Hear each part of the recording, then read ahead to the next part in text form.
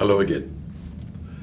So the last 2 days we've been looking at the Old Testament, the book of Psalms and the book of Isaiah, to see what it has to say about fear. In both of those books we're told, don't be afraid, God is with you and God will help you.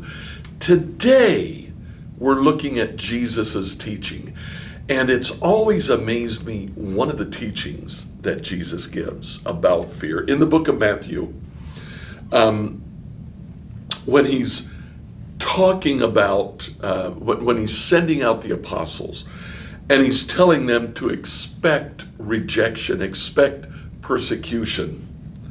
Listen to what he says. Don't be afraid of those who want to kill your body. They cannot touch your soul. Fear God. Fear only God, who can destroy both soul and body as well. Jesus' teaching is very interesting. He says that you will suffer.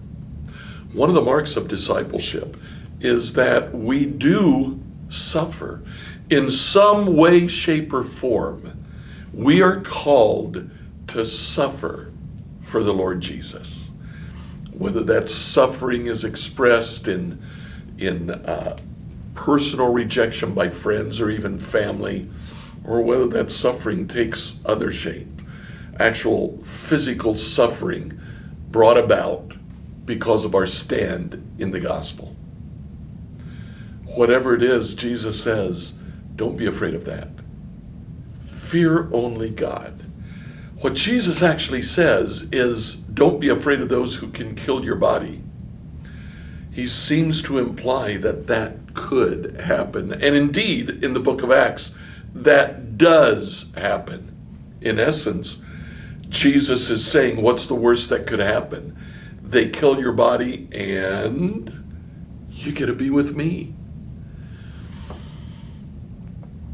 Fear only God, who has the ability to not only kill your body, but to destroy your soul as well. Now that kind of puts things in perspective, doesn't it? We are called to suffer, and one of the marks of true discipleship is rejection and suffering. If we are truly believing and acting the gospel, there will be those who misunderstand us. There will even be those who attack us. That attack might even come from our own family. Jesus says, don't worry about that. What's the worst that could happen?